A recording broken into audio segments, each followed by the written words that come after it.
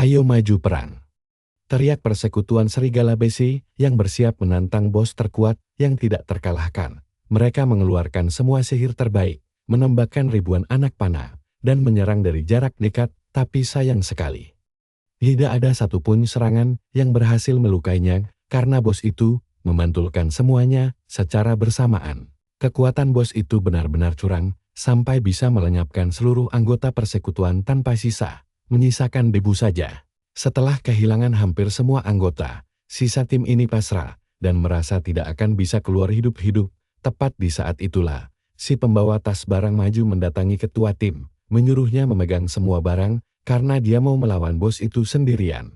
Lihat ini. Ketua tim mengira anak itu cuma bercanda sampai dia mengeluarkan sirah berkilau dan bergerak sangat cepat. Sumpah, Ketua Blood sampai melongo tidak percaya melihat aksi gila barusan. Si pembawa tas menyadari kalau mata monster itu adalah satu-satunya titik lemah. Dia langsung berlari menerjang sang bos dan merapal sihir yang sengaja memicu perisai lawan hanya untuk mengecoh perhatiannya. Sambil melompat tinggi ke udara, bocah itu menghunuskan pedangnya langsung ke mata monster luar. Seketika bos rahasia pun meledak hancur tanpa sisa. Blade tidak habis pikir karena ini pertama kalinya ada yang berhasil menyelesaikan ruang bawah tanah itu. Kapan hal gila itu terjadi? Ternyata bocah itu adalah Sushiro Hayato, alias Joker di game ini, dan tingkat kekuatannya sudah maksimal. Dia satu-satunya orang yang berhasil menaklukkan 10 dari 30 ruang bawah tanah rahasia, berkat bantuan Kokon, perempuan yang menciptakan game ini. Kokon dibunuh setelah mengetahui game ini membahayakan para pemain V mencoba mematikan servernya. Namun sebelum tewas, dia memindahkan kesadarannya ke dalam game. Sekarang dia menjadi pemandu spiritualnya sebelum bertemu Kokon. Hayato hanyalah pemain biasa tingkat rendah yang sering dihajar monster orc. Tepat saat dia hampir tewas dan menjadi sejarah, tiba-tiba seorang gadis muncul bagai malaikat penyelamat yang merapalkan sihir dahsyat, lalu meledakkan semua orc itu dalam sekali serang.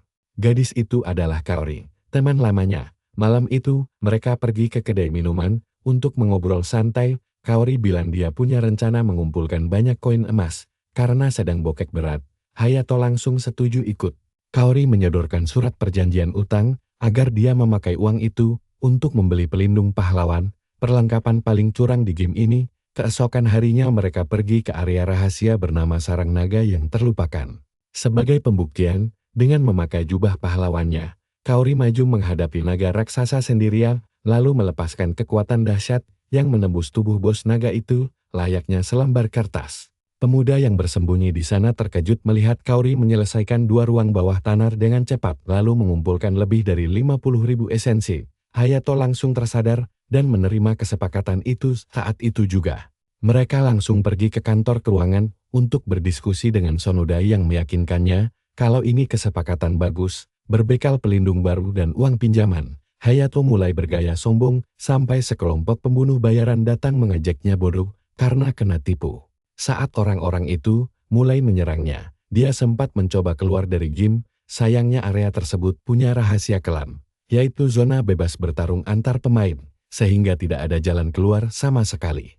Tiba-tiba seorang penyihir muncul, merantai semua orang. Padahal Hayato tidak butuh bantuan itu, sang karakter utama maju sendiri, dan menebas musuh-musuhnya berkat pelindung tubuh yang sangat kuat itu. Temannya yang membantu hanya meminta 10% dari hasil jarahan.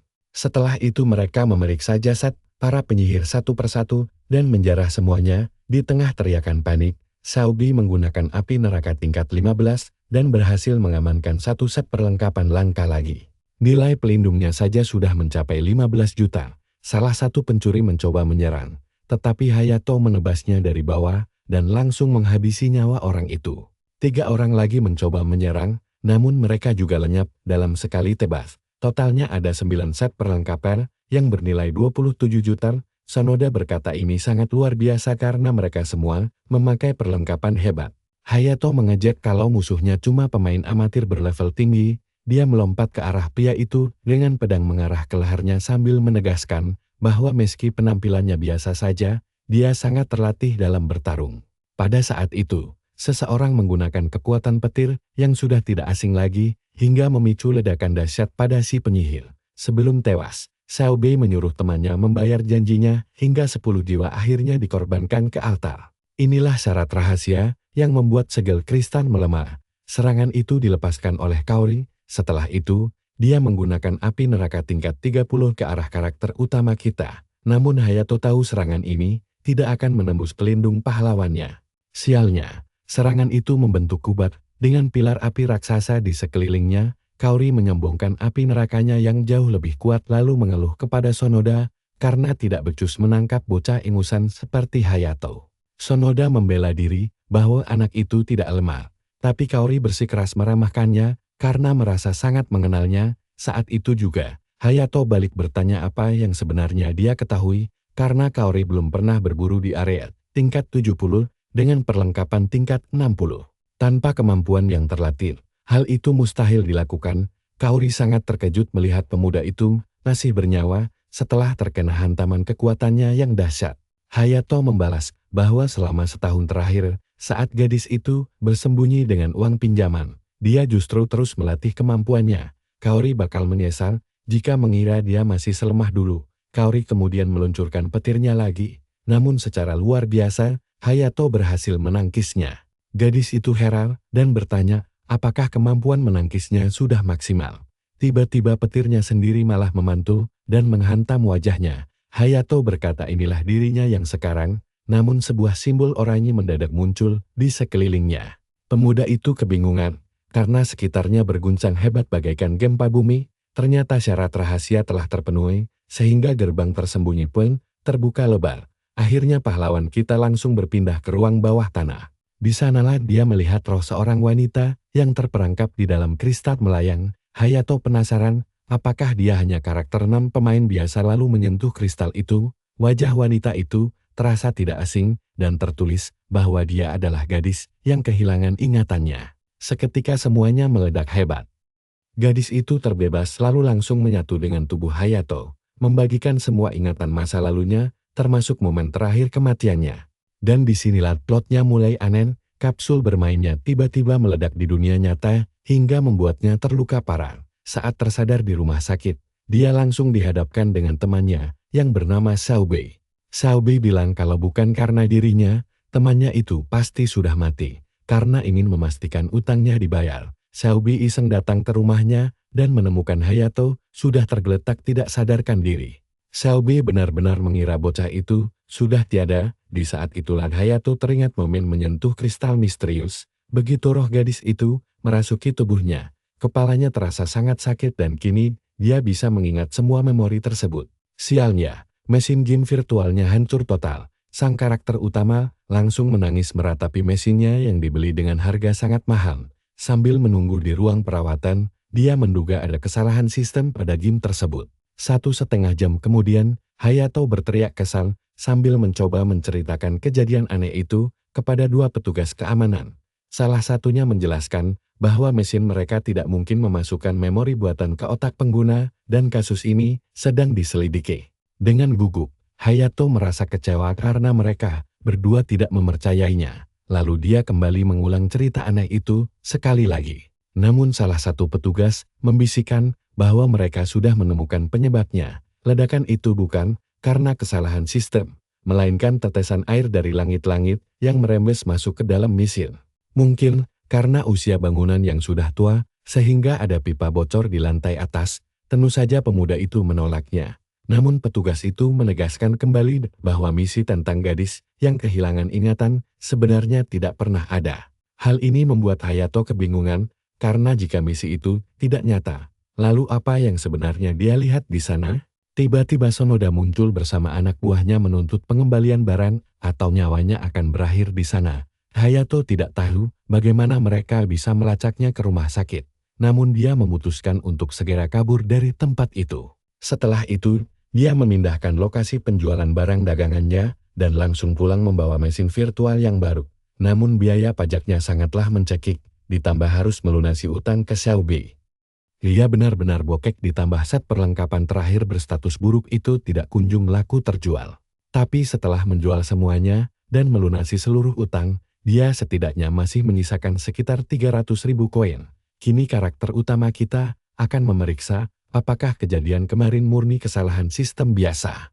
Jadi dia kembali ke Eldorado, tetapi sepertinya tidak ada siapa-siapa di sana.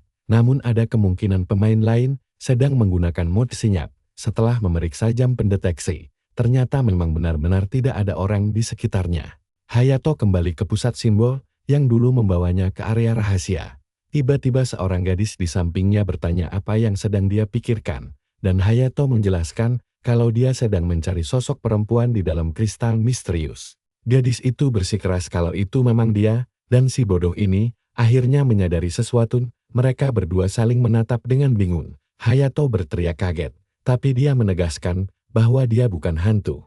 Hayato menyentuh wajahnya dan baru sadar kalau dia sedang berada di dalam dunia langka yang tersembunyi bersama gadis misterius yang tahu banyak soal game ini. Dia lalu bertanya, apakah Hayato benar-benar mengenalnya? Sang protagonis bingung, karena jika dia adalah karakter non-pemain, aura hijau pasti muncul di sekelilingnya.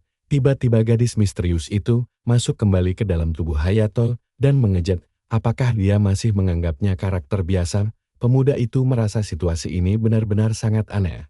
Sekarang gadis itu menyusut sekecil genggaman tangan, dia baru mau pergi jika Hayato memberitahu di mana mereka pertama kali bertemu. Sambil berjalan menyusuri medan terjang, dia mengaku kehilangan ingatan dan bingung kenapa bisa terperangkap di dalam kristal. Hayato merasa pernah melihatnya, tapi lupa di mana. Aneh sekali, padahal kemarin misinya aktif, tapi sekarang malah hilang tanpa jejak. Padahal gadis itu jelas-jelas ada di sampingnya. Dia menduga si gadis hanyalah karakter game yang wajahnya dibuat mirip selebriti terkenal oleh tim pengembang. Detik berikutnya, sebuah tamparan mendarat di pipinya sambil menegaskan dia bukan karakter buatan. Hayato shock karena dia bisa menyentuhnya, dan gadis itu kembali menegaskan dirinya bukan hantu. Masih ragu, Hayato melempar sebuah apel ke arahnya. Namun apel itu langsung menembus tubuh si gadis dan jatuh ke tanah. Hal itu membuat sang protagonis makin kebingungan. Gadis itu menjelaskan bahwa dia hanya bisa menyentuh Hayato karena pemuda itulah yang telah membangunkannya. Singkatnya, tidak ada orang lain yang bisa melihat atau menyentuhnya selain dia. Hayato merasa agak malu, sekaligus penasaran dengan kenyataan itu. Dia bergumam, menjadi karakter game pasti berat, membuat gadis itu berteriak kesal. Namun Hayato bersikeras, kalau bukan pemain biasa, dia pasti cuma karakter buatan komputer. Sementara itu, sesosok peri mengintai mereka dan bertanya pada Kaori, apakah itu pria yang membawa kabur uang Presiden Misuke? Sang prajurit mengiyakan sambil mengeluh bocah itu merugikan mereka 40 juta. Si peri mengejek, kalau bocah itu kelihatan bodoh. Kaori setuju, tapi mengingatkan bahwa kemampuan tangkisan bocah itu sudah tingkat maksimal dan target mereka hanyalah merebut kembali sirah pahlawan. Usume, pemain tingkat maksimal sekaligus salah satu yang terbaik di game ini, menuntut bayaran 5 kali lipat lebih tinggi. Kaori berjanji akan membayarnya dengan layak asalkan dia bergerak cepat. Sambil menyiapkan busurnya, si peri sombong berkata ini hanya butuh satu tembakan saja. Tapi tunggu dulu, insting tajam gadis itu langsung bergerak menyelamatkan Hayato. Dorongannya membuat panah maut itu meleset tipis, dan Usumi seketika dibuat melongo tidak percaya. Kaori mengira tembakan itu berhasil dan langsung bersorak gembira. Namun sang pemanah merasa kesal karena targetnya berhasil menghindar. Lalu sebuah serangan balasat langsung meluncur meski tidak mengenai siapapun. Kini protagonis kita sudah siap bertarung. Kaori menyaksikan sendiri bagaimana Hayato menghindari panah itu dan menganggapnya mustahil. Karena Usumi adalah pemain terbaik peringkat 82 dunia. Dengan kesal, sang pemanah menyiapkan serangan berikutnya yang sangat kuat hingga menciptakan gelombang kejut. Saat Hayato bersiap menangkis, gadis misterius itu menendangnya sekuat tenaga. Usumi mengira pemuda itu sudah tahu tentang kemampuannya. Gadis itu menjelaskan bahwa musuh sengaja membidik dari sudut tertentu agar mudah menjatuhkannya dan memaksa Hayato menangkis. Dia tahu lawan memiliki kemampuan khusus untuk menembus sirah yang lebih kuat darinya. Itulah alasan dibalik gaya menembaknya. Namun, si bodoh Hayato bahkan tidak pernah mendengar tentang kemampuan itu. Usumi mendapatkannya dari misi rahasia dan dialah satu-satunya pemilik skill tersebut di dunia. Tidak mungkin bocah itu mengetahuinya. Semua pasti cuma kebetulan saja. Karena ingin pamer di depan Kaori, si pemanah menggunakan keahlian panah satelit miliknya, meski dia tidak akan bisa menyerang selama 3 detik setelahnya. Panah pecah berkeping-keping. Hayato terpaksa lari menyelamatkan diri. Usumi yakin bocah ini tidak akan bisa menghindarinya. Namun si gadis menegaskan, dia pasti bisa menang asal mau mengikuti petunjuknya. Sang protagonis sendiri merasa ragu. Padahal, jika terus berlari tanpa arah, dia pasti akan mati konyol. Jadi, dia harus mematuhi instruksi si gadis, jika tidak ingin sirah pahlawannya direbut kembali.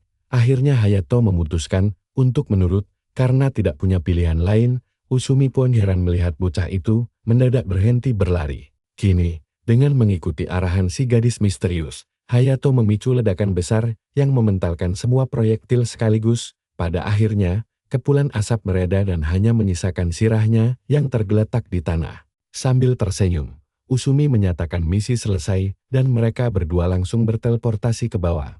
Namun saat Kaori hendak mengambil sirah itu, benda-benda tersebut mendadak lenyap satu persatu. Lalu sebuah bilah tajam muncul di dekat telinga lancip Usumi.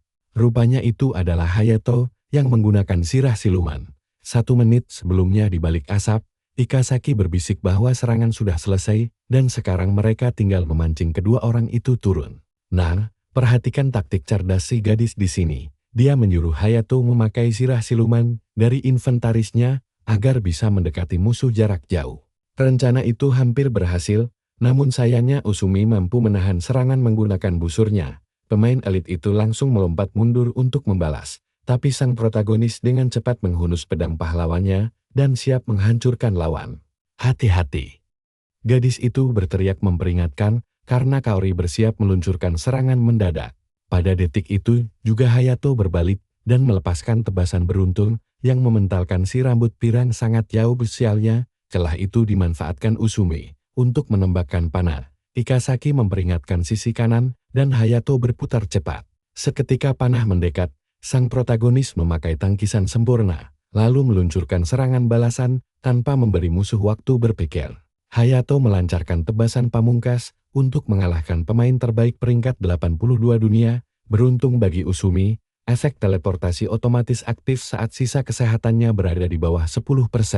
Kaori yang terluka parah melakukan hal serupa melarikan diri bersama rekannya, sementara musuh pergi dengan harga diri hancur. Hayato yang kelelahan merasa shock atas kemenangannya, sambil tersenyum, si gadis bangga karena berhasil membuktikannya. Hal ini membuat si pemuda sadar bahwa dia bukanlah sekadar karakter buatan, melainkan dewi kemenangan sejati. Sambil melangkah pergi, Ikasaki menjelaskan, jika Hayato terus meminjamkan kekuatannya, mereka akan selalu memenangkan setiap pertempuran. Pemuda itu tahu dia tidak sedang berbohong, mengingat Hayato sudah cukup lama memainkan game ini. Dia sadar betul adanya jurang perbedaan kemampuan yang sangat besar antara dirinya dan Usumi. Lawan adalah pemain pro sejati. Jika bertarung normal tanpa bantuan, bahkan dengan sirah legendaris sekalipun, Hayato pasti kalah telak. Namun berkat si gadis, dia menang dengan gaya. Tapi sebenarnya siapa dia? Sang gadis meminta bantuan untuk memulihkan ingatan dan berjanji akan menjadikannya pemain nomor 1 di dunia. Mengejutkannya, Hayato menolak tawaran menggiurkan tersebut. Masih mengenakan sirah pahlawannya, dia menjelaskan bahwa tawaran itu luar biasa, tapi mengurus hidupnya sendiri saja sudah sulit. Jadi dia tidak punya waktu luang. Ikasaki berargumen, jika dia menjadi nomor 1, dia akan kaya raya dan terbebas dari masalah uang. Namun Hayato menyahut bahwa dia hanya bisa menang jika terus menuruti semua perintahnya. Itu berarti pilihannya hanyalah terus menurutinya atau menelan kekalahan, padahal dia sendiri tidak tertarik untuk terkenal. Kondisinya sekarang sudah cukup baik. Jadi dia menyarankan agar si gadis mencari orang lain saja. Berbekal pengetahuannya yang luas tentang game ini, ingatannya pasti segera pulih. Si gadis langsung panik saat Hayato keluar dari permainan, karena dia tidak bisa berbicara dengan siapapun lagi. Di dunia nyata, Kaori dimarahi habis-habisan karena rencananya gagal dan membuat bosnya kehilangan lebih dari 40 juta. Meski begitu, dia bersikeras bahwa pemain profesional kiriman bosnya yang tidak becus bekerja. Tepat saat itu, seseorang menahan Sonoda yang hendak menampar si rambut pirang. Pria misterius itu memperingatkan bahwa keributan tidak akan mengembalikan uang dan Kaori harus bersyukur karena presiden tidak menamparnya. Dia kemudian bertanya, apakah Hayato benar-benar berhasil mengalahkan Usumi, dan Kaori membenarkannya, bahkan si pemanah sendiri bersedia bersaksi. Sungguh gila. Pemain biasa bisa mengalahkan pemain pro yang ternyata tidak sehebat itu. Presiden menganggap Hayato bisa jadi kartu rahasia yang menarik kelak di rumah. Sang protagonis harus membayar lebih dari 15 juta untuk melunasi utang besarnya. Kini pemuda itu akhirnya berhasil melunasi semua utang pinjamannya. Dia sadar manusia memang sangat gemar menghamburkan banyak uang, dan jika dia tidak berhati-hati, dia bisa berakhir jatuh miskin tanpa sisa sepeser pun. Belum lagi masalah Sonoda yang tidak akan melepaskannya begitu saja. Dunia ini memang sempit ya, anak itu sekarang punya 290.000 di rekeningnya. Mungkin dia agak serakah, karena sebenarnya bisa tinggal di kamar yang lebih murah dan kecil. Si karakter utama juga sempat berpikir untuk jalan-jalan ke luar negeri. Tapi untuk sekarang, itu cuma mimpi lagi pula. Dipikir-pikir game Final Kingdom juga seperti liburan virtual. Seminggu penuh murung, menunggu Hayato pulang. Tiba-tiba Touk itu muncul di belakangnya. Dia langsung memeluknya erat-erat dengan tenaga luar biasa. Hayato bertanya kenapa dia masih di sana. Si gadis memohon agar dia memikirkan lagi tawaran kemarin. Karena mereka bisa menemukan cara untuk bikin cowok ini kaya raya, tapi si pahlawan kita masih bingung dan sama sekali tidak tertarik. Dia pun menyuruhnya mencari orang lain saja. Tapi Akasaki bilang, tidak ada ruginya mendengar dulu. Karena rencana ini tidak akan membuat nama cowok itu terekspos. Hayato akhirnya setuju untuk mendengarkan, dan dia langsung shock mendengar penjelasannya. Dia menarik tangan Hayato dan berjanji akan membuktikannya. Kuil terlarang adalah dungeon legendaris yang terkenal, tidak pernah bisa diselesaikan oleh siapapun sejak game ini pertama kali dirilis. Si gadis menjelaskan, jika mereka berhasil, dia bisa mendapatkan buku langka yang sangat diinginkannya. Tapi karakter utama kita berpikir, konyol sekali mengikutinya hanya demi sebuah buku, apalagi tempat itu sangat mengerikan. Namun, gadis itu meyakinkan bahwa dia bakal kaya mendadak di sana. Hayato menjelaskan, bahkan jika 5 guild terbaik di dunia bergabung sekalipun, mereka tetap tidak akan bisa menaklukkan tempat terkutuk itu. Para pemain yang pernah masuk bahkan membuat perjanjian untuk merahasiakan monster di dalam atau jumlah lantainya. Mereka hanya bilang, tempat ini didesain agar tidak ada pemain yang bisa menang secara teknis. Untuk menyelesaikannya, mereka harus menunggu keruntuhan alami sistem. Dia menjelaskan bahwa Final Kingdom adalah game realitas virtual buatan software FK berdasarkan sebuah buku. Jadi quest di dalamnya mengikuti alur cerita asli karya tersebut. Faktanya, pengetahuan dari buku itu sangat memengaruhi skill dan strategi di dalam game. Si gadis penasaran, apa hubungannya dengan dungeon ini? Jawabannya, dahulu kala ada seorang raja iblis yang turun ke benua damai ini, lalu menghancurkan segalanya. Demi memusnahkan monster itu, semua raja di benua mengumpulkan pasukan besar untuk menyerang balik. Tapi mereka semua kalah telak oleh kekuatan luar biasa dari sang raja iblis. Akhirnya, Pangeran Edward dari kerajaan Aslan merelakan tubuhnya sendiri sebagai wadah penyegel si monster. Tapi menyegel di dalam tubuh Fana berarti monster itu baru bisa bangkit kembali saat wadahnya mati. Untuk mencegah hal itu, Edward mengurung diri di kuil demi melindungi tubuhnya dari dunia luar. Sayangnya, sejak 500 tahun yang lalu, tubuh pria itu mulai melemah secara alami. Menahan kekuatan Raja Iblis pun menjadi sangat sulit, hingga suatu hari energi kegelapan meluap dari tubuh si tua itu, melahirkan 12 Raja Iblis baru yang merusak keseimbangan dunia. Di dalam game, para pemain bertugas sebagai pahlawan untuk menyelamatkan dunia. Berdasarkan perkembangan cerita, saat ini mereka akan memasuki bab kedua, di mana sang Raja Iblis bangkit dan Edward tua tewas. Namun, beberapa pemain pro mencoba membuka segel sihir itu sendiri, membantai 12 Raja Iblis untuk memaksa bab kedua dimulai. Tapi mereka selalu saja gagal di kuil terkutuk itu. Sambil tersenyum, Akasaki bilang itu berarti mereka berdua yang akan menjadi pahlawan pembuka bab kedua. Hal itu membuat Hayato sangat panik. Dia terus menegaskan tidak mungkin menaklukkan kuil ini sebelum Edward mati. Tapi disinilah kejutan aslinya, dia dengan sangat tenang mengaku tahu cara menaklukkannya. Rasa percaya diri si gadis bikin si karakter utama bingung. Tapi dia yakin mereka pasti bisa. Cowok itu teringat pertarungan luar biasa sebelumnya. Dan Akasaki bilang keputusan ada di tangannya untuk percaya atau tidak. Lagi pula, ini bukan zona PvP. Jadi jika mati pun, dia tidak akan kehilangan itemnya. Kali ini, dia tidak berjuang sendirian. Apa salahnya mencoba? Gadis itu menjamin kemenangan mereka lagi. Dan Hayato menyadari bahwa ekspresi wajahnya persis seperti saat pertarungan terakhir mereka. Ini bukan gertakan kosong. Kalau ini berhasil, dia bakal mandi uan. Akhirnya mereka berdua berangkat. Hayato memasuki kuil secara sembunyi-sembunyi, mengenakan set sirah Batlander miliknya. Sambil berjalan, Akasaki menjelaskan bahwa kemampuan penyihir musuh bisa membatalkan mode senyapnya jika tidak waspada, dan setiap kali dia memberi kode, Hayato harus langsung meluncurkan serangan. Tapi ada yang aneh dengan semua ini, misi di Final Kingdom seharusnya membuat pemain menjadi pahlawan yang membasmi pasukan iblis, tapi sekarang dia malah merasa seperti penjahat yang membantu membangkitkan bos besarnya. Akasaki bertanya, apa dia mau menyerah soal buku langka itu? Tapi Hayato menjawab ini cuma game, dan dia hanya butuh uangnya. Tepat saat itu, musuh menyerang dari belakang, tapi untungnya si gadis bergerak cepat menendang Hayato menjauh. Musuh itu sangat kuat, dan Hayato sama sekali tidak tahu bagaimana dia bisa ketahuan.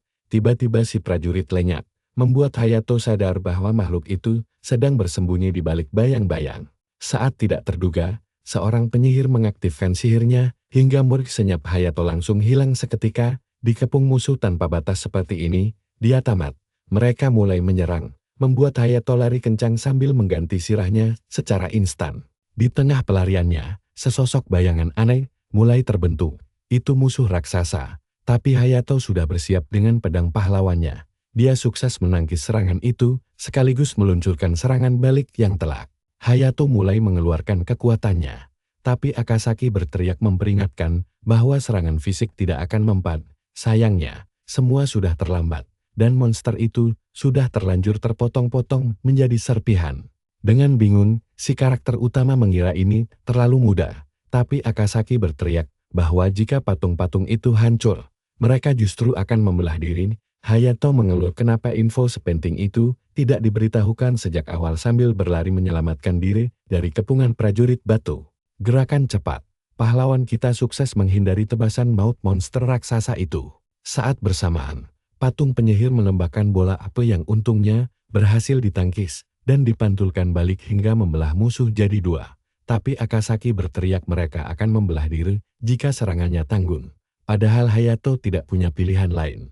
Coba kalian perhatikan tiang itu, sesosok bayangan hitam mendadak muncul merapal manta, membuat serpihan patung bersatu kembali untuk melindungi raja mereka jelas sekali. Bos besar inilah kunci utama kita. Akasaki menyelamatkan Hayato dari serangan lain. V memperingatkan agar tidak menatap makhluk di atas tiang itu. Tiba-tiba seorang pemanah melepaskan anak panah, dan si gadis langsung meneriakkan arah datangnya serangan. Karakter utama kita berhasil menahannya, lalu dia memperingatkan serangan berikutnya yang berhasil dihindari dengan mulus. Gadis itu juga memperingatkan bahwa musuh sekarang memakai sihir dan menembak tanpa henti setiap detik. Patung penyihir menghujani mereka dengan sihir bertubi-tubi yang berhasil dihindari Hayato. Sebelum dia menyerang balik dengan pedang pahlawannya, dia bertanya tentang sisa musuh, dan Akasaki menjawab tidak ada pilihan lain karena jumlah patung terlalu banyak. Mereka butuh rencana cadangan, dan satu-satunya rencana itu adalah kabur secepatnya karena mereka tidak bisa memakai gulungan teleportasi di dalam dunia kelas epik ini. Makhluk di tiang terus mengawasi dan mengejar Hayato. Tapi Akasaki menyadarinya dan menyuruhnya berhati-hati. Serangan makhluk itu hampir saja menewaskan pahlawan kita, dan kini musuh sudah bersiap melancarkan hantaman mematikan berikutnya. Raja tangkis kita berhasil menahan serangan itu dan mementalkan si monster raksasa hingga terbang jauh dengan gelombang kejut yang dahsyat. Begitu mendarat, monster itu langsung menyeruduk brutal, tapi untungnya berhasil ditangkis lagi dengan epik. Hayato menebaskan pedangnya langsung ke tubuh batu itu. Tapi tentu saja serangan biasa tidak cukup untuk mengalahkannya. Jadi, si karakter utama terus merangsek maju dengan rentetan tebasan cepat tanpa henti. Bentrokan senjata, keduanya menyerang bersamaan hingga memicu ledakan dahsyat. Hayato sadar monster ini tak akan membiarkan mereka lolos. Jadi dia bertanya pada temannya, apakah ada jalan keluar lain. Gadis itu punya rencana gila dan langsung menendang Hayato ke arah musuh.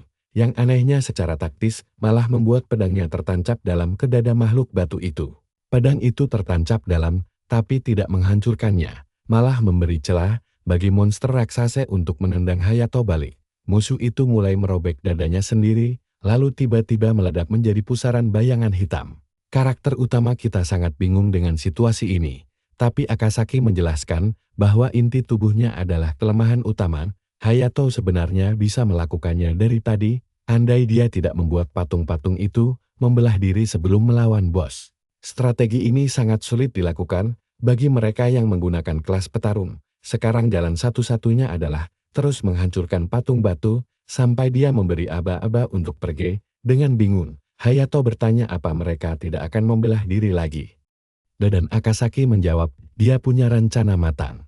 Si jagoan kita terus-terusan melakukan tangkisan sempurna, padahal tanah di bawah kakinya udah mulai retak, karena serangan para prajurit itu benar-benar berat meskipun cuma dia tangkis. Selanjutnya, Hayato mencoba menyerang patung lain, tapi Ikasaki menjelaskan kalau mereka memakai sirah tebal, makanya dia harus mengincar bagian leher, dan tanpa ragu, Hayato langsung menebas titik lemah patung itu dengan pedangnya. Satu demi satu penjaga batu berhasil dihancurkan tanpa sisa. Sialnya, patung-patung penyihir mulai merapal segala jenis sihir berbahaya. Ikasaki menyuruhnya menangkis semua itu, dan luar biasa, dia mementalkan setiap serangan dengan mulus. Alhasil, serangan sihir itu malah berbalik menghancurkan patung-patung mereka sendiri sampai hancur lebur. Hal ini bikin monster raksasa itu kesal setengah mati, lalu menggumamkan sesuatu dalam bahasa asing yang misterius. Ternyata itu adalah jurus penggandaan bayangan, dan seketika semua patung itu hidup lagi demi melindungi si orang tua. Jumlah pasukan mereka sekarang bahkan bertambah lebih dari 2 kali lipat. Dengan gugup, Hayato mengandalkan arahan Ikasaki yang yakin rencana ini bakal berhasil. Begitu musuh menyerang bersamaan, gadis itu langsung berteriak menyuruh Hayato untuk fokus bertahan penuh ketimbang menyerang balik. Dia menangkis semuanya di tengah hujan panah yang tiada henti. Ikasaki bahkan menendang Hayato agar terhindar dari serangan energi merah yang mematikan itu, sementara dia sendiri sibuk bertahan dari terjangan langsung. Sekilas dia tampak seperti terkena serangan, tapi tidak. Hayato sudah bersiap melancarkan tebasan berikutnya dengan momentum kuat, hingga berhasil membelah patung batu itu menjadi beberapa bagian. Berkat peringatan Ikasaki tentang bahaya dari arah kiri, si jagoan sempat menghalau anak-anak panah itu, tapi sialnya, sebuah serangan telak dari belakang menghantam pinggannya hingga menembus tubuhnya begitu saja. Karena hujan panah masih terus berlanjut, Hayato terpaksa meminum ramuan stamina tingkat menengah. Tiba-tiba ledakan racun dahsyat muncul dari simbol keunguan, dan Ikasaki menyuruhnya membelokkan ledakan itu ke arah monster utama. Dia langsung melakukannya, berhasil. Tapi si monster ternyata masih sempat melarikan diri tepat waktu dari sana. Tembakan racun yang datang bertubi-tubi semuanya berhasil dipantulkan kembali ke arah musuh. Salah satunya mengenai bahu si monster hingga membuat seluruh tubuhnya mulai meleleh. Sementara Ikasaki menyadari kalau jumlah bayangan musuh perlahan-lahan terus bertambah banyak. Biar bisa menang, mereka harus menghabisi bosnya dulu dengan cara melelehkannya sampai habis sambil menghalau serangan. Hayato berteriak lantang kalau monster itu sudah tidak punya jalan keluar lagi. Dan gila sih, bosnya benar-benar meleleh begitu aja, sampai patung lainnya ikut hancur. Ikasaki langsung menyombongkan diri, kalau dia udah bilang dari awal, kalau monster itulah otak di balik semuanya.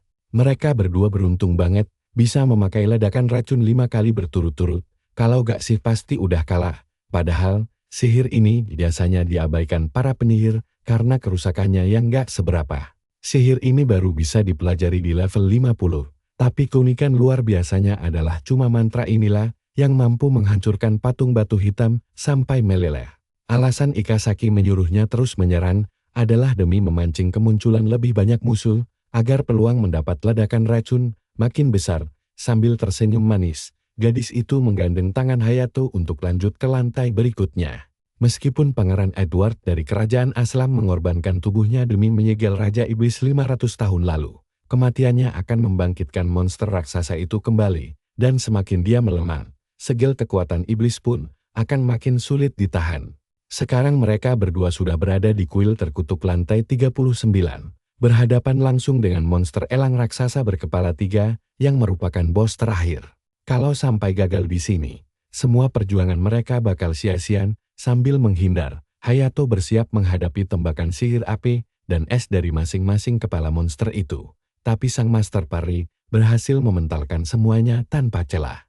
Ikasaki pun berteriak memberitahu kalau tanda silang di leher tengah adalah titik lemahnya. Tanpa membuang waktu, Hayato langsung menerjang maju dengan kekuatan penuh menghantam si monster. Monster itu menjerit kesakitan saat tubuhnya mulai hancur. Namun Hayato malah menusukkan pedangnya lebih dalam sampai makhluk itu tumbang. Detik itu juga levelnya naik jadi 75 yang merupakan batas maksimal. Kini tinggal tersisa sang Edward yang legendaris. Ikazaki memperingatkan kalau mentalnya goyah mereka bakal langsung kalah. Karena orang ini jauh lebih kuat dari semua musuh sebelumnya. Dan perlahan, gerbang besar pun terbuka. Hayato sendiri sadar betul kalau Edward adalah salah satu bos terkuat di game ini. Di sana, sang pangeran tampak duduk tenang di singgasananya, lalu mengejek kedatangan bocah ingusan yang berani menantangnya. Aura kegelapan pekat langsung menyelimuti pria itu, dan berkat sihir kebanggaan penguasa tertinggi, pertahanan fisik Hayato mendadak anjlok 100%. Edward mengamuk karena istirahatnya diganggu, yang membuat pertahanan sihir Hayato juga ikut turun 100%. Hayato tersadar kalau dalam kondisi begini, goresan kecil pun bisa berakibat fatal baginya. Teriak kemarahan Edward menggema menyuruhnya membayar kelancangan itu dengan nyawa, dan staminanya juga langsung anjlok 100%. Musuh pun bangkit berdiri, dan bersiap menghabisi si jagoan kita dengan satu tebasan maut. Untungnya, Ikazaki bergerak cepat menendang Hayato agar menjauh, karena kalau tidak, dia pasti sudah mati di serangan pertama. Hal itu membuat Edward heran, karena bagaimana bisa bocah tanpa stamina sanggup menghindar. Ikazaki kemudian menjambak rambut Hayato, yang malah protes kalau dia, sebenarnya, masih bisa menghindar sendiri. Padahal, kalau gak ada bantuan Ikazaki, kepala Hayato pasti udah menggelinding di lantai. Serangan senjata kegelapan milik Edward benar-benar cepat dan mematikan, mementalkan Hayato sebelum musuh menerjang maju kembali dengan sangat cepat. Kayaknya kali ini dia tamat, tapi tunggu dulu, untung dia punya parwi tingkat dewan. Dua pedang beradu keras memicu suara dentuman nyaring. Tapi sayang sekali Hayato malah terdorong mundur, karena parinya gak bekerja sempurna. Tubuh Hayato menghantam dinding, keras sekali. Kondisi tanpa pertahanan fisik maupun sihir, ditambah staminanya yang kosong membuat tangkisannya gagal total. Menang melawan musuh sekuat ini rasanya mustahil bagi siapapun. Berbekal kelincahan dan pedangnya, Hayato masih mencoba bertahan sekuat tenaga, tapi Edward yang haus darah, sudah menyiapkan serangan mengerikan berikutnya. Serangan bertubi-tubi diluncurkan tanpa henti membuat Hayato kewalahan menghalau semuanya. Lebih parahnya lagi, pedang kesayangannya mulai retak, dan dia sadar kalau Edward sengaja mengincar senjatanya sejak awal.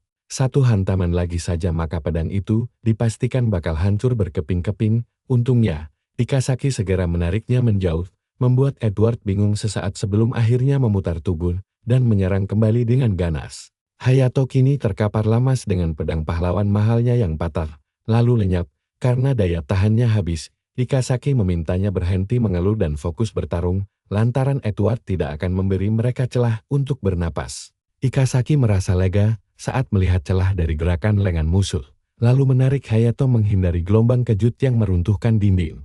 Melihat ada lubang di sana, dia menyuruh Hayato segera berlari menyelamatkan diri. Di balik reruntuhan itu rupanya tersimpan satu set zirah legendaris yang masih sangat baru. Peninggalan para ksatria yang menyegel Raja Iblis 500 tahun silam. Edward menyadari hal itu dan mendadak ragu karena teringat rekan lamanya. Sialnya, Hayato yang lemas tidak bisa berlari akibat kehabisan stamina. Memaksa Ikazaki mencengkeram tangannya lalu melempar tubuhnya sekuat tenaga. Tindakan itu membuat si bos besar mengamuk. Karena tidak sudi peralatan tempur rekannya dikotori oleh orang asing, tebasan pedangnya menciptakan gelombang hitam berpetir yang langsung mengejar Hayato dengan cepat. Serangan itu sudah sangat dekat, benar-benar gawat. Tidak ada yang tahu apa Hayato bisa selamat tepat waktu sebelum ruangan diguncang ledakan dahsyat. Tapi untungnya dia berdiri tegak di depan sebuah pedang cahaya. Edward bergumam terkejut kalau Alondit telah memilih bocah itu sebagai pewarisnya dan tidak akan bisa dilepaskan lagi. Pedang legendaris ini memiliki daya serang 500 poin, senjata legendaris yang dulunya dipakai menyegel Raja Iblis. Hayato sendiri bingung kenapa senjata itu memilihnya. Tapi begitu dia menggenggamnya, semua level kemampuannya naik 3 tingkat dan semua efek negatif langsung sirna. Kini dia mendapatkan kekuatan luar biasa untuk bertarung kembali. Ikazaki berteriak menyuruhnya memanfaatkan kesempatan emas ini untuk menyerang balik. Hayato pun maju menerjang sambil memuji kehebatan senjata barunya, lalu mengaktifkan kemampuan khusus Alonite yang cuma bisa dipakai 5 kali sehari. Apakah ini akhir dari perjalanan Edward? Ternyata tidak, karena dia langsung membalas serangan itu. Sinar biru raksasa terpancar hebat dari dalam kuil terkutuk, disusul oleh sorotan laser hitam pekat dari sisi lainnya. Kedua energi dahsyat itu beradu hingga menciptakan ledakan ungu raksasa yang mengguncang sisi Queen. Hayato kembali terkapar dengan sirah yang hancur lebur, sementara Edward di hadapannya masih tampak berdiri kokoh tanpa luka. Karena si bocah terus pendarahan, darahnya bocor tanpa henti sementara pria itu masih segar bugar. Tiba-tiba, dia mengulurkan tangan ke arah pahlawan kita dan merilis skill pengorbanan, memulihkan nyawa Hayato tapi mengorbankan nyawanya sendiri demi si bocah. Di detik-detik terakhirnya, Edward berbisik kalau dia selama ini menunggu penerusnya. Biarpun bocah ini masih kupu, dia melihat ada potensi besar di sana. Energi dan ingatan perang pria itu pun langsung mengalir deras ke tubuh Hayato. Kematian teman-temannya membuat Edward bersumpah takkan pernah memaafkan Raja Iblis. Dia menebas semua serangan monster itu. Tapi sang Raja Iblis terlalu kuat untuk dihadapi sendirian. Edward tahu itu, tapi dengan menancapkan Alandit ke dada Raja Iblis, dia bisa menyegelnya. Sang monster berteriak bahwa segel itu fana. Begitu Edward mati, dia akan bangkit kembali. Makanya, dia membangun kuil suci dengan penjagaan super ketat ini. Karena, kalau sampai gagal, sang Raja Iblis bakal bangkit lagi, dan waktu pun terus berjalan hingga bertahun-tahun. Tubuh tuanya sudah tidak sanggup lagi menahan sisa kekuatan dahsyat itu, dia butuh wadah baru. Akhirnya, beban segel Raja Iblis resmi dipindahkan ke Hayato, lengkap dengan kemampuan memakai skill tanpa mengurangi nyawa, plus semua statusnya naik 20 poin. Aura kegelapan langsung menyelimuti tubuh si bocah. Dia syok saat menyadari kalau selama ini Edward cuma kesepian menunggu orang lain untuk menggantikan posisinya dan memikul beban hidup yang luar biasa berat ini.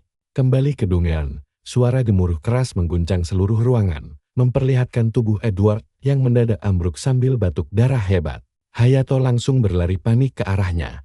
Tapi jiwa sang pahlawan cuma tersenyum tipis sambil menyerahkan masa depan dunia pada si bocah. Sebelum dia sempat berteriak histeris, ruangan itu meledak, menembakkan pilar cahaya raksasa ke langit, hingga memicu pengumuman sistem global. Semua pemain di penjuru map langsung menghentikan aktivitas mereka. Mereka cengung melihat pengumuman kalau kematian Edward telah membuka gerbang era baru yang mencekam. Ledakan ini saking gedenya, sampai kelihatan jelas dari luar angkasa. Sementara kabut hitam mulai melahap benua demi benua, tanda kalau segel Raja Iblis benar-benar sudah jebol. Sistem langsung memperingatkan kemunculan monster bermata merah yang menjelma jadi pasukan iblis. Nah, coba kalian bayangkan betapa paniknya para pemain saat sadar kalau batas level maksimal di game ini mendadak melonjak naik jadi 99. Cahaya membutakan di Cakrawala menarik perhatian seluruh kerajaan Oslan. Tempat Raja Elf menyaksikan fenomena mengerikan itu dari atas balkon istananya. Ulysses langsung menebak kalau sang pahlawan legendaris telah tiada, tapi dia merasa aneh karena kematian ini terjadi jauh lebih cepat dari perkiraannya. Sementara di pusat kekacauan itu, Hayato cuma bisa melongo menatap langit yang robek oleh energi dahsyat. Sambil terus menatap ke langit mencoba mencerna kematian sang pahlawan, Ikasaki mendadak muncul entah dari mana, dengan cengiran super lebar. Dia memberi selamat, karena Hayato resmi mewarisi gelar penyegel Raja Iblis. Dia memandangi tangannya sendiri, masih tidak percaya dengan tanggung jawab baru ini, tapi langsung panik saat tahu segel itu bakal menguras mana miliknya tanpa henti. Sambil merengek panik, dia protes kalau ini di luar rencana dan langsung menuntut buku kelas langka yang jadi hadiah utamanya. Ikasaki cuma tertawa gugup dan mencoba mengalihkan pembicaraan, mengaku kalau buku itu harusnya ada di kamar Edward. Tapi keadaan mendadak kacau, sambil keringat dingin, dia bilang kalau buku suci itu kemungkinan besar sudah hancur jadi abu bersama kuil yang meledak tadi.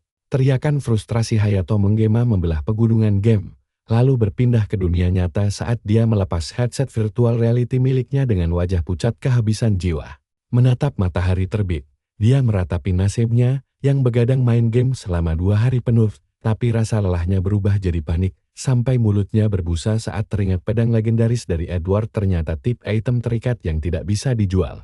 Parahnya lagi, gelar penyegel itu juga menempel permanen di akunnya, bikin dia tidak dapat untung sepeser pun, sedangkan armor mahalnya yang bernilai jutaan malah hancur lebur. Sambil nangis histeris di lantai, dia menyalahkan Ikasaki atas semua kesialan ini, membayangkan hantu itu sedang berpose damai sambil terus mengejeknya. Gemetaran dari ujung rambut sampai kaki. Dia hampir tidak sanggup berdiri hingga ambruk lagi ke lantai dan pasrah karena perutnya lapar sekali sampai tidak punya tenaga buat marah. Melihat jam sudah menunjukkan pukul 6:35, dia meratap karena tidak bisa memesan makanan. Akhirnya dia memutuskan menyeret tubuhnya keluar, berkeliaran di jalanan sepi demi mencari restoran 24 jam. Tapi pencariannya terhenti saat sebuah van hitam melintas dan mendadak tepat di sampingnya. Dari dalam mobil, 3 sosok misterius menatapnya dalam keheningan, membuat mata Hayato terbelalak lebar dan langsung keringat dingin saat sadar kalau bahaya nyata sedang mengincarnya. Sang bos memerintahkan anak buahnya memeriksa wajah korban sambil merenggut karung dari kepala Hayato. Si bocah cuma bisa mengerjap bingung saat mendapati dirinya tergeletak di tanah, dikelilingi 3 orang berwajah sangar. Matanya langsung melotot pas mengenali para penculik ini. Dia ingat betul pernah membantai dan merampok tim ini sendirian di area gurun dalam game. Pria berkacamata dengan setelan jas berteriak, menuntut semua item mereka dikembalikan dan mengancam akan menghabisinya jika menolak. Sadar dirinya diculik gara-gara rebutan jarahan game, dia cuma bisa tersenyum kecut sambil keringat dingin karena tahu dia benar-benar tamat. Jauh dari sana, layar berpindah ke sebuah gedung apartemen di bawah sinar rembulan, memperlihatkan Soma yang sedang guling-guling di kasurnya sambil menggerutu karena dipaksa mengalah dalam pertandingan palsu melawan pemain pemula. Soma berbaring bosan sambil menghela napas panjang saat mengingat tawaran konyol yang diterimanya. Dia tahu arena bawah tanah memang sering diabaikan para pemain profesional, tapi aslinya turnamen itu dipenuhi para veteran pensiunan yang haus darah. Sambil menggaruk kepalanya, dia ingat kalau monster-monster itu bahkan harus mandi darat demi satu kemenangan saja, dan dia langsung menggertakkan gigi membayangkan dirinya disuruh bertarung di neraka seperti itu. Dia marah besar, sampai mengacungkan jari tengah ke langit-langit kamarnya, menggerutu kesal setengah mati. Nah, disinilah lucunya. Kenyataannya dia malah berlutut pasrah dikelilingi preman sambil menangisi nasibnya saat ditekan habis-habisan oleh kelompok pria berjas itu. Mencoba melupakan rasa malu itu, Soma menggerutu, kalau lebih baik dia tidur saja sekarang, sementara pemandangan kota di malam hari mulai memenuhi layar kaca. Jauh dari tempat itu, di dalam kantor yang terang benderang, seorang bawahan menyerahkan sebuah map kepada bosnya yang langsung membukanya untuk memeriksa isinya. Pria berjas itu tersenyum puas saat melihat daftar petarung yang berhasil mereka rekrut.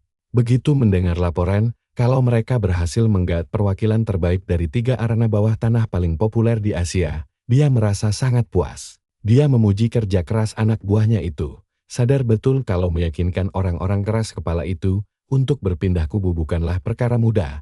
Dia lalu menyodorkan amplop tebal di atas meja sebagai bonus, membuat sang manajer langsung membungkuk berkali-kali untuk berterima kasih. Bukannya langsung pergi, sang manajer malah berdiri ragu-ragu di tempatnya, membuat pria berjas itu menyadari kegelisahannya dan bertanya, apakah ada hal lain yang ingin dia sampaikan. Sang bawahan akhirnya memberanikan diri untuk bertanya, penasaran kenapa mereka harus ikut menyeret pria bernama Sunwoo itu dalam rencana ini, padahal tim elit yang mereka rekrut sudah lebih dari cukup. Bosnya mengangguk setuju sambil membayangkan para veteran saling bentrok dalam pertarungan kolosal yang bakal memenuhi kursi penonton dengan para penggemar fanatik. Menyamakan situasi ini seperti laga crossover legendaris antara Batman dan Iron Man yang saling hantam tanpa ampun, dia meyakinkan anak buahnya kalau kehabuan acara ini bakal membuat uang taruhan mengalir deras ke rekening mereka. Tapi kemudian, dia merapikan kacamatanya sambil tersenyum sombong, bertanya apakah anak buahnya itu benar-benar mengira kalau hal itu saja sudah cukup.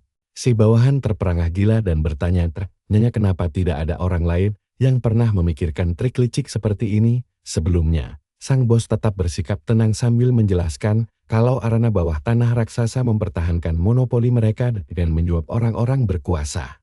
Dia menyeringai serakah, menggambarkan bagaimana perusahaan ketiga menyiramkan banyak uang untuk membajak pemain bintang lawan hingga membuat pemilik aslinya murka sampai berbusa. Keringat dingin mulai bercucuran, sang manajer bertanya bagaimana cara mereka menghadapi para pendatang baru yang kurang ajar itu, dan mendengar kalau solusinya sangatlah simpel, perusahaan lama tinggal menjuap balik para petarung tersebut.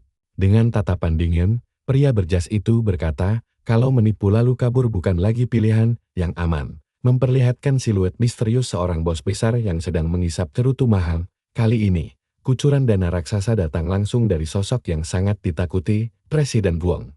Sang bos melempar koin chip ke meja, menegaskan perlunya kartu joker untuk melawan para veteran. Sang manajer langsung shock melihat foto Hayato dan berteriak kalau bocah itu cuma pemula. Tak bisa menerima kenyataan, si manajer menunduk sambil menghela napas berat. Tapi bos berjas itu malah tertawa ngeri sambil menopang dagu. Dia bertanya apa bawahannya benar-benar berpikir pilihan ini cuma kebetulan. Bikin si manajer makin bingung. Sonoda lalu melempar senyum tajam. Matanya menyala ungu misterius. Membongkar rahasia kalau dia sudah melihat potensi asli si bocah lewat burung elang peliharaannya. Kamera beralih ke burung sihir yang terbang di atas kawah Dungyeon rahasia. Merekam momen krusial saat Hayato menyerap aura Raja Iblis tepat di depan mata si pahlawan. Elang itu berputar di langit, kabur dari energi kegelapan, lalu menukik ke arah tuannya di puncak gunung. Begitu hinggap, avatar Sonoda langsung menyerap ingatan si burung lewat kilatan ungu, memperlihatkan wajah Hayato dengan jelas di tengah kepulan aura iblis gila itu. Mata si elf langsung melotot syok, dan detik itu juga, dia melihat pilar cahaya raksasa dari kuil suci membelah langit di ujung cakrawala. Tampilan game langsung menyatu dengan wajah asli Sonoda di dunia nyata. Dia tersenyum serakah, sadar baru saja menemukan rahasia terbesar server ini. Nah, disinilah semuanya mulai seru. Masih terkapar lemas di lantai tanpa tahu apa-apa, si manajer cuma bisa menebak-nebak. Apa sih yang dilihat si bos sampai nekat mempertaruhkan masa depan perusahaan demi bocah kemarin sore? Saat berjalan menyusuri lorong, si manajer berpapasan dengan seseorang yang bersandar di dinding. Ternyata itu pro player Jaeha, yang berdiri melipat tangan dengan wajah judesnya. Bingung, si manajer bertanya kenapa dia masih di sini jam segini. Tapi Jaeha cuek saja dan langsung menuntut jawaban. Siapa sebenarnya keparat yang berani menantangnya itu? Si manajer melongo kebingungan, tidak tahu siapa yang dimaksud. Sampai akhirnya Jaeha menggertakkan gigi, memperjelas kalau dia mencari orang yang sudah mempermalukannya beberapa hari lalu. Manajer langsung paham dan ingat kekalahan memalukan si veteran dari Hayato. Dia pun bingung kenapa Jaeha mencarinya di sini. Jaeha tersenyum sinis, menyebut perusahaan juga rugi jutaan gara-gara si pemula V pasti sudah melcak posisinya. Panik, si manajer mencoba menenangkan Jaeha, mengingatkan kalau dia bahkan dibantai habis-habisan oleh si bocah padahal waktu itu bertarung berdua secara tim. Jaeha langsung naik pitam teringat penghinaan itu. Kehabisan kesabaran, dia maju dan mencengkeram kerah baju si manajer yang ketakutan. Tapi si manajer malah balik memprovokasi, bertanya apa dia mau beralasan cuma lengah saja. Gemetar menahan amarah, akibat ejekan itu, dia menghempaskan si manajer, lepas begitu saja. Tanpa sepatah kata pun, Jaeha berbalik pergi menaiki tangga sambil mendengus kesal. Si manajer buru-buru merapikan jasnya, memanfaatkan momen ini untuk melempar umpan gila. Kalau arena bawah tanah baru akan dibuka, visi bocah pasti bertarung di sana. Jaeha langsung menghentikan langkahnya, mulai tertarik dengan info itu sambil tersenyum licik. Si manajer bilang kalau dia berniat balas dendam, dia cuma tinggal mendaftar ke turnamen bawah tanah tersebut. Namun, si manajer tertawa sinis sambil mengingatkan bahwa sebagai pro player, Jaeha bakal dibanet selamanya dari liga resmi kalau ketahuan ikut taruhan ilegal itu. Adegan beralih ke depan Stadion Mega Esporta, di mana ribuan penonton bersorak histeris menyaksikan pertandingan resmi yang super sengit. Di layar lebar, peringkat 32 dunia, Kim Soo-hyun menyerbu lawannya yang buru-buru menarik tali busur untuk bertahan. Si pria kekar tersenyum pede, menangkis anak panah di udara hanya dengan satu jotosan maut. Sial, si pemanah berdecak kesal melihat serangannya gagal, menyisakan celah pertahanan lebar bagi si petarung yang sudah mengumpulkan energi mematikan di tinjunya. Terdesak gila-gilaan, si pemanah mengaktifkan Hawkeye untuk menghindari pukulan dahsyat. Berkat pandangan supernya, dia meliuk-liuk lincah di arena, melewati hujan serangan musuh, bikin semua penonton melongo heran. Serangan itu meleset tipis, tapi si raksasa malah menyeringai sadar lawannya memakai skill baca gerakan, berniat menghabisi. Dia menghentakkan kaki sekuat tenaga ke tanah, bikin si elf kehilangan keseimbangan. Suara hantaman keras terdengar, memicu si pemanah terpental jauh setelah terkena serangan telak. Sembari terluka parah, dia sadar musuhnya mengaktifkan quick step, mengorbankan separuh damage demi kecepatan maksimal. Tanpa ampun, si raksasa langsung melancarkan combo mode.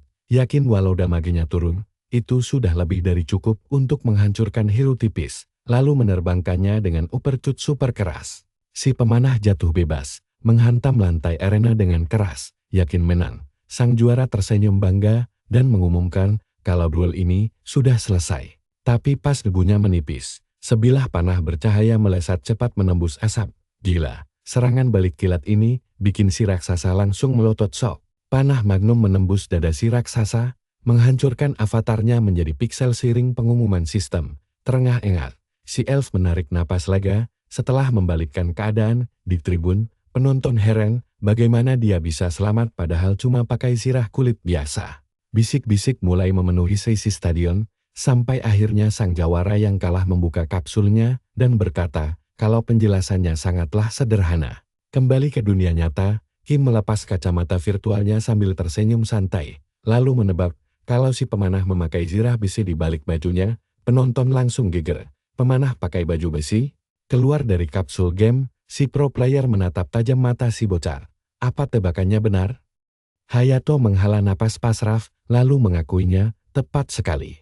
Penonton dibuat tidak percaya, menduga sirah besi itu cuma sirah kulit yang menyamar pakai efek kosmetik. Masalahnya, sirah besi butuh minimal 90 poin kekuatan. Kalau tidak, stamina dan kecepatan bakal dipangkas setengahnya. Si veteran tertawa keras dan bilang kalau jawabannya juga simpel. Merangkul pundak Hayato akrab. Dia membongkar rahasia kalau si pemanah sama sekali tidak menaikkan status ketangkasan. Lalu menanyakan kebenarannya lagi. Dengan wajah kesal, Hayato menggerutu karena rahasia build-nya baru saja dibocorkan secara live. Tapi si pro player tidak peduli dan mengingatkan kalau mereka sekarang satu tim. Seisi stadion gempar, bingung bagaimana akurasi 0% bisa selalu kena sasaran. Kim pun menyeringai tipis V meyakinkan kalau si bocah menembak pakai insting murni saja. Penonton melongo mendengar kata insting murni, sementara Hayato merengut kesal karena terus jadi pusat perhatian. Memotong pembicaraan, dia meminta si kekar berhenti membongkar rahasianya dan segera menyerahkan hadiah yang dijanjikan.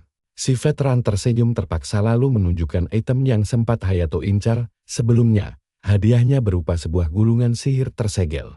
Sambil menatap tajam, si veteran sadar taruhan tadi sengaja dibuat demi mendapatkan item itu, membuat Hayato menyipitkan mata curiga. Apa dia mau ingkar janji Kasam? Kim menjitak kepala si bocah sambil membusungkan dada, menegaskan kalau lelaki sejati pasti menepati janji. Penonton heboh berteriak kalau gulungan kelas langka itu nilainya setara apartemen mewah. Mengabaikan semua orang, si veteran menunjuk ke arah kapsul game dan menyuruh Hayato segera login untuk mengambil hadiahnya. Hayato menggertakkan gigi dengan tatapan membara. Teringat momen memalukan saat dia dibantai habis di dalam game dan bersumpah akan balas dendam secepatnya. Pagi pun tiba. Pemuda itu terkapar tidur pulas sambil mendangkur dan niler di bantal. Padahal suara batin Hayato menggema berjanji akan membalas setiap tetes penghinaan yang pernah dia rasakan. Hari berganti dengan damai. Sinar matahari pagi memantul di gedung pencakar langit dan menerangi apartemen modern lengkap dengan kapsul game di ruang tengahnya.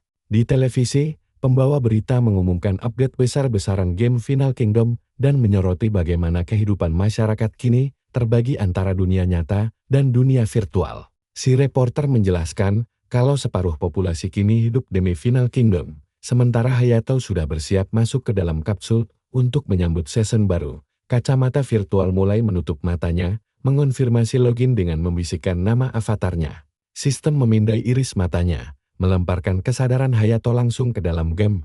Dia mendarat di kota fantasi yang luar biasa padat, berjalan melewati pasar ramai diikuti oleh roh Akasaki. Gadis itu mengomelinya karena nekat setuju ikut tarung di arena bawah tanah. Tapi Hayato sibuk memeriksa zirah barunya, sambil bergumam kalau di dunia hitam, dia tidak perlu memperlihatkan wajahnya. Sambil jalan-jalan di pasar, dia ngejelasin kalau dia bisa tarung pakai nama samaran karena turnamennya ilegal, cuma orang yang dapat undangan khusus dari agen terpercaya aja yang bisa masuk. Si hantu kecil langsung ngelipat tangan sambil cemberut ke Sam. Dia langsung teriak protes, kan kesepakatan awalnya cuma buat ngembalin semua ingatan dia yang hilang. Pasang muka canggung, Hayato langsung balik nanya dari mana coba dia dapat ide aneh kayak begitu. Kan si hantu sendiri yang mancing, dia pakai janji gulungan langka.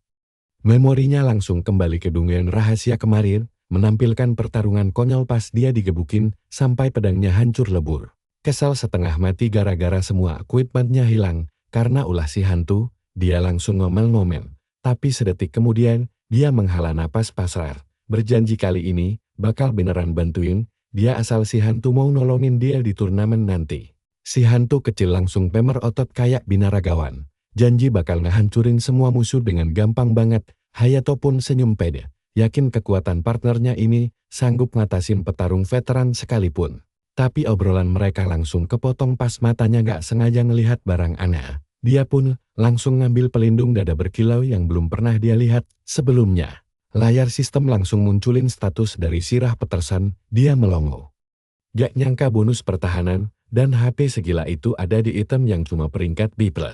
Sambil setengah teriak, dia nanya kemana pedagang kucing itu dapat barang se-overpower ini. Si kucing dengan santai ngejawab kalau barang itu dikirim dari benua Kalos. Melihat muka Cengho Hayato, pedagang itu heran, kenapa dia gak tahu kabar paling heboh di game ada benua baru muncul di update terbaru. Bikin dia shock berat. Si kucing cuma menatapnya malas, gak paham kenapa dia seheboh itu. Terus dia ngejelasin kalau babak kedua game ini dimulai pas pahlawan bernama Edward tewas mengenaskan. Hayato cuma bisa ketawa garing, ingat kalau dialah dalang dibalik kejadian global itu. Tapi si kucing malah miringin kepala, heran kenapa pelanggannya gak tahu soal perluasan peta ini. Sambil bercucuran keringat dingin, si karakter utama baru ingat kalau ledakan cahaya di dunia kemarin bikin dia gak sempat ngelihat notifikasi sistem. Padahal si kucing ngotot bilang kalau berita ini udah heboh banget di dunia nyata, biar gak ketahuan. Dia langsung garuk kepala dan bohong kalau dia pingsan 3 hari karena kerja rodi. Si pedagang percaya aja sama alasan konyol itu dan ngejelasin kalau barang biasa dari Kalos setara dengan equipment kelas atas aslan. Dia menghela napas pasar ingat harga barang aslan, langsung anjlok parah. Mendengar keluhan itu, Hayato langsung noleh, otaknya mulai mikir keras. Gila, kalian lihat deh kekacauan di pasar ini. Para pedagang heboh nawarin item dari benua baru. Bikin Hayato kaku pas sadar dia udah ketinggalan jauh. Dia langsung lari, karena ngelihat gelang sihir yang berkilau terang. Pas diperiksa, dia hampir kena serangan jantung sambil ngiler. Ngelihat item peringkat itu ngasih bonus kecepatan serang dan cooldown yang beneran gak masuk akal. Kombinasi dewa kayak gitu, biasanya cuma ada di equipment peringkat SS setengah gila. Dia sampai nabrak-nabrak orang demi buru-buru ngecek lapak dagangan berikutnya. Pas megang sepatu tempur Aris, yang bisa melipat gandakan tinggi lompatan selain nambah defense, saking shocknya, barang itu sampai lepas dan jatuh dari tangannya. Sambil gemeteran, dia bingung kok bisa Sirah berat malah ngasih bonus kelincahan segila itu, keringat dinginnya mulai bercucuran, dia sadar kalau dia beneran tamat, si hantu kecil bingung ngelihat keputusasaannya. Sementara dia bergumam ketakutan, kalau meta game ini, udah jungkir balik pas dia lagi tidur nyenyak. Dengan polosnya, dia miringin kepala dan bertanya emangnya itu masalah gitu banget. Dia hampir kena jantungan pas ingat kalau update itu udah jalan 3 hari, waktu yang lebih dari cukup buat para rival buat nyari celah meta baru dan bikin build yang rusak parah. Ngelihat dia panik, si pembuat game langsung nepuk punggungnya sambil nyengar lebar. Ngeyakinin kalau dia tahu segalanya tentang meta baru ini. Mata Hayato langsung melotot lebar pas sadar kalau kesadaran si hantu bisa nerima update sistem secara langsung. Tanpa buang waktu, Hayato langsung megang erat tangan si hantu kecil, narik partnernya itu buat buru-buru farming dan adaptasi sama meta baru secepat mungkin. Layar pun beralih ke pulau gunung berapi terpencil di tengah lautan berwarna oranye. Di dalam kawal, sesosok monster raksasa mulai muncul dan terbang tinggi sampai nembus awan. Tapi monster itu kelihatan kayak lagi sakit perut lalu tiba-tiba memuntahkan seseorang dari mulutnya. Tampaknya si karakter utama baru aja ngalahin bos sendirian. Hayato langsung berpose keren sambil nerima hadiah Sirah kutukan naga laut, tersenyum lebar karena akhirnya selesai juga nyari item dewa. Jauh dari sana, sebuah obor menyala di dinding yang gelap, memperlihatkan karpet merah di ruang tahta mewah tempat Presiden Won sedang menanyakan kabar persiapan turnamen bawah tanah mereka. Sambil berlutut, Druid Sung Yun berterima kasih atas kucuran dana melimpah itu. Jagoan dari 3 platform arena bawah tanah terbesar pun berhasil direkrutnya. Di saat banyak orang gak sabar nunggu hari mulainya turnamen, Presiden Wong mengelus jenggotnya sambil tersenyum licik pas tahu kalau acara ini sukses menarik perhatian para penjudi kelas kakap. Dia ngebayangin bakal banyak petarung misterius yang ikut mendaftar. Anak buahnya lanjut ngelaporin kalau taruhan makin gila, hadiahnya bakal mecahin rekor, dan para veteran juga mau ikutan, bikin si presiden penasaran seberapa banyak jagoan hebat di antara mereka. Karena pendaftarannya pakai nama samaran, gak ada yang tahu siapa aja yang bakal muncul. Di tempat lain, kastil gelap berdiri kokoh di bawah langit malam, dikepung rapat oleh pasukan musuh. Dari atas benteng, si pemuda memperhatikan dengan tenang sementara ketua guild Triple X teriak kencang nyuruh menyerah biar gak dibantai habis-habisan. Sambil ngetawain ancaman itu, dia ngeluarin aura ungu pekat di sepanjang benteng dan langsung manggil sepasukan hantu pelindung buat ngimbangin jumlah musuh. Pasukan musuh langsung merinding, ngelihat jumlah prajurit neraka sebanyak itu, tapi ketuanya coba nenangin mereka dan ngingetin kalau mereka bawa gudang senjata suci yang ampun. Tapi si pemuda malah senyum ngeremehin, lalu dengan santai jentikin jarinya. Detik itu juga, ribuan iblis ungu langsung lompat dari benteng dan menyerbu bagai longsoran salju. Sementara pihak musuh mencoba melawan balik dengan memanggil malaikat raksasa. Makhluk suci itu terbang tinggi, ngebersihin kegelapan pakai tembakan cahaya terang. Ngasih jalan buat pemanah elit mereka buat nembakin pasukan iblis. Di tengah kekacauan itu, seekor gagak bermata menyala mengawasi situasi sebelum akhirnya terbang hilang di telan kegelapan malam. Area pertempuran langsung berubah jadi kuburan massal. Notifikasi kematian terus bermunculan seiring tubuh para pemain yang perlahan sirna jadi abu digital. Ketua guild Triple X tersungkur ke tanah sambil nangis ketakutan karena sadar gak ada jalan keluar lagi. Parahnya, seorang letnan musuh malah ngeliatin si pengecut itu dengan senyum kejam, lalu langsung menusuknya sampai mati tanpa ampun. Akado cuma tersenyum puas sambil mandangin rontokan partikel korban dan kehancuran yang berhasil dia buat pakai penyamaran nekromancer barunya. Wah, siap-siap, setelah ini ada aksi yang beneran keren. Di tengah hutan gelap, sosok berjubah jalan sendirian tanpa sadar lagi diincar Knaps Fujio, guild pembunuh paling mematikan. Tiba-tiba saja, mereka langsung menyergap dari balik bayangan. Tapi sosok berjubah misterius itu tenang-tenang aja. Dia cuma megang gagang pedangnya, dan dalam sekejap mata, tebasan laser secepat kilat langsung mencincang seluruh pasukan musuh di udara. Tudung jubahnya terbuka, memperlihatkan Nulls, seorang ksatria elf legendaris. Dia menyarungkan Sefit Swift, pedang dewa yang bisa menebas secepat cahaya, lalu lanjut berjalan dengan santai di bawah sinar bulan raksasa. Suara kepakan sayap lebar bikin bulu-bulu bertebaran di langit, membelah angin malam dengan gagak. Pemanah bersayap turun dari langit dan siap bertarung habis-habisan. Sang penembak jitu itu adalah Seo Jae-hyuk. Kembali ke markah, si bos kaget bukan main melihat banyaknya veteran yang ikutan. Dia cuma bisa ketawa cemas sambil nanya apa mereka masih bisa ngatur hasil taruhan kalau pesertanya sekuat ini. Sambil berlutut, sang druid bernama Seo Jan nyuruh si bos buat tenang aja. Dia melampar senyum licik dan meyakinin kalau tentara bayaran yang mereka sewa juga gak kalah ngeri kekuatannya.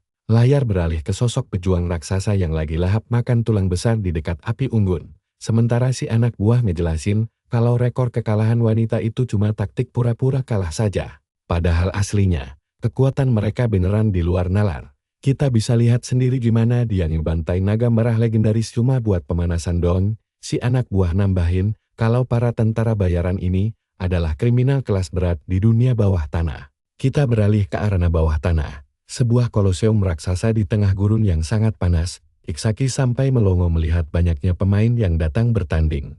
Melihat Hayato celingukan dengan cemas, si hantu kecil bertanya ada apa. Lalu berbalik menatap peri bertopeng holografik di belakangnya. Sambil tersenyum sombong, gadis itu membuka samarannya dan ternyata dia adalah Kim Yi-eun.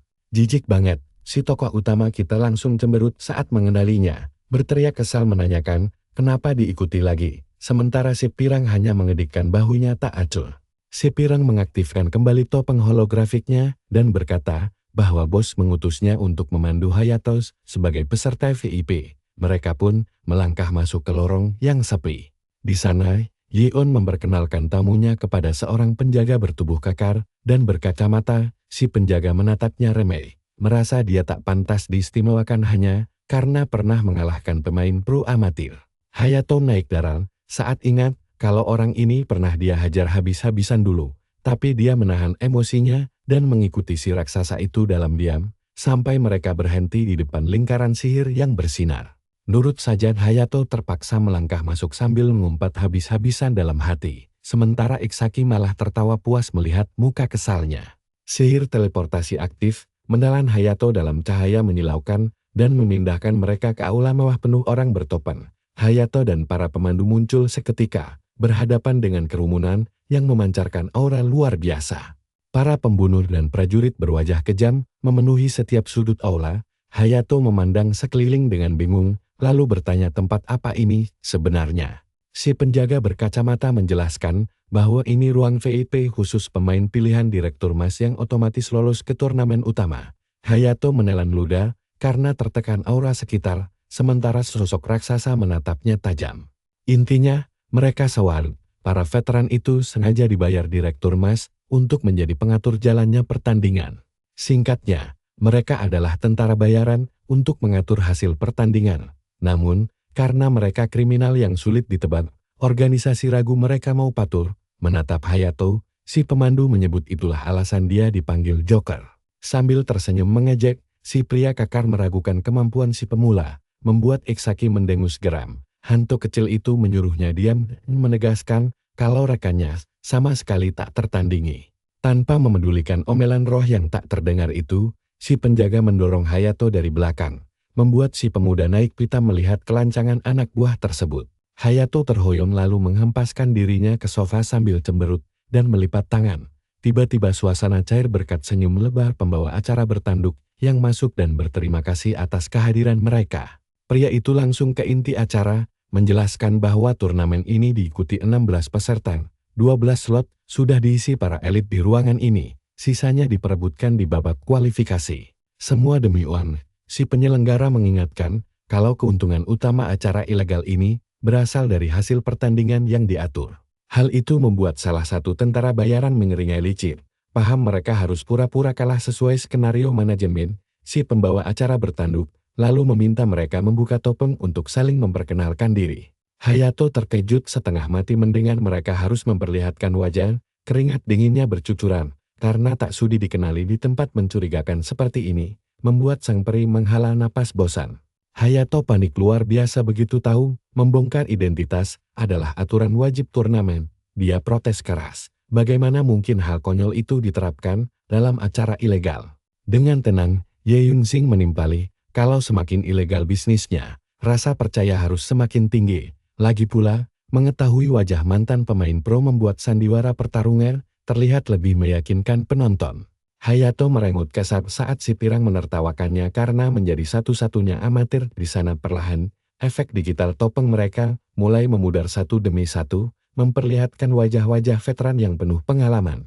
Dia langsung shock, mata Hayato terbelalak kaget mengenali mereka, termasuk si pirang santai yang merupakan juara pertama Liga Eropa. Tepat di sebelahnya, ada prajurit berambut merah berbaju besi tebal yang tampak berwibawa, disusul pria bermantel parit, yang menjadi legenda hidup game ini meski belum pernah debut pro. Hayato benar-benar bungkam dikelilingi para mantan jenius esports. Walau sesaat kemudian keningnya berkerut curiga. Sambil melirik sisa kerumunan yang ada, dia mulai penasaran dengan para pendatang baru yang aneh, seperti wanita Amazon raksasa dan pria cebol bertudung. Nah, sekarang kita intip arena utama. Suasananya langsung pecah gara-gara babak kualifikasi dimulai. Di sana, seorang pencuri bertopeng menerjang si pemanah, lalu melompat mundur demi menghindari serangan di detik-detik terakhir. Keduanya saling serang dengan tempo cepat, sampai dia sadar si pemanah hanya menghindar dan menguras staminanya sendiri. Sambil tersenyum percaya diri, dia mengakui melawan pemanah dengan senjata jarak dekat sangat merepotkan, namun terus menekan. Dia tahu kelemahan fatal mereka, meski mematikan. Waktu jeda 1 detik untuk mengisi ulang panah adalah kehancuran mereka, bahkan lebih cepat dibanding sihir penyihir. Mengambil anak panah dari tabung adalah celah sempurna untuk melancarkan serangan balik. Si pencuri menjelaskan bahwa 1 detik berharga itu adalah kelemahan terbesar kelas pemanah, dan mereka akan langsung tidak berguna jika terus ditempel ketat. Cuma bisa menghindar. Si pemanah terus melompat mundur demi menunggu stamina musuhnya habis terkuras. Sadar akan strategi lawannya, si pengguna belati bertopeng tersenyum licik dan menunjukkan kalau dia memakai berkah dari Hermes. Sepatu rangkas milik Eulidos membuat konsumsi stamina saat menerjang menjadi 0. Si elf sadar staminanya yang akan habis duluan. Jika terus begini, dia mendecit kesal karena harus memakai cara ini di babak awal. Karena terdesak, dia menyiapkan skill menyilaukan yang membuat musuh terpana melihat kilau senjatanya. Anak panah cahaya langsung melesat kencang, memaksa si pencuri tiarap di tanah agar tidak lenyap menjadi abu. Si pemanah langsung mengunci pandangannya tanpa memberi ampun. Dia membidik tembakan berikutnya, memaksa si petarung bertopeng melakukan gerakan akrobatik di udara demi menghindari lesatan laser. Tanpa membuang waktu, sang elf langsung mencabut 3 anak panah sekaligus dari tabungnya, sementara si lawan mendarat dan melompat maju untuk memangkas jarak. Si pencuri merangsek maju, yakin memperpendek Cold Wall akan membawanya pada kemenangan, namun lawannya tinggal melepas tali busur dan menembak. Di detik terakhir, si pencuri berhasil menghindar. Tapi tanpa memberi waktu bernapas, si pemanah langsung melepaskan tembakan berikutnya. Si pencuri membiku melihat lesatan panah baru itu. Dia nyaris tak sempat bereaksi, tersadar kalau jeda serangan musuh terpangkas menjadi setengah detik. Splat, darah segar menyembur saat panah lain menancap di perutnya, membuktikan kecepatan tembak 0,2 detik yang luar biasa. Dengan dingin, Shinji mengeluarkan anak panah berbalut petir dan mengunci kemenangan dengan menembak tepat di dahi musuh. Penonton pun bersorak liar. Di tengah tribun, Ulysses, sang raja ke-13 Aslan, tampak tersenyum licik menyaksikan semuanya. Dia memperhatikan bagaimana sang pemain pro mencabut 3 panah sekaligus, memangkas gerakan tak perlu, dan mempercepat jeda serangan hingga batas maksimal. Di sebelahnya, sang pelayan setengah berteriak menanyakan alasan yang mulia repot-repot mendatangi turnamen bawah tanah ini. Sambil tertawa, sang raja menjawab dia ingin melihat langsung pertarungan rahasia di wilayah kekuasaannya sendiri. Si pelayan terus bertanya, kenapa tidak menggelar turnamen resmi saja sekalian? Sang raja membenarkan ide bagus itu, namun tersenyum misterius saat ingat kalau beberapa pemain hanya mau bertarung di dunia bawah. Pelayan itu bingung, sama sekali tak mengerti maksudnya. Sementara di ruang tunggu, Blade melipat tangan dengan tatapan super tajam.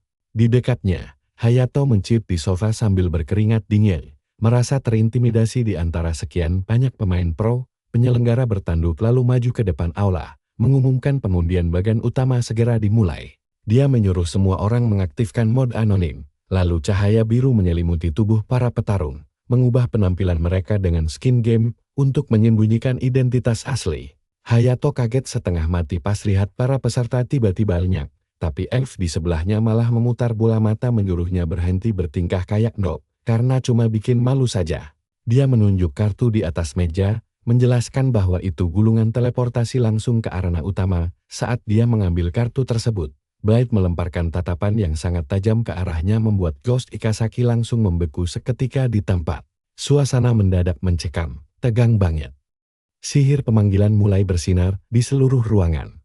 Gadis itu menelan ludah, karena mengira si cowok berambut perak sedang menatapnya. Tapi tidak ada waktu untuk bereaksi sebelum kilatan cahaya menelan mereka berdua. Si rambut perak kemudian disadarkan dari lamunannya oleh pria berbadan besar dengan sirah merah muda. Tapi dia langsung pura-pura santai dan bilang kalau dirinya cuma melamun sebentar. Begitu dia mengaktifkan mode anonim, wajah Blade langsung tertutup cahaya sembari memperlihatkan senyuman yang cukup licik. Mengaku bahwa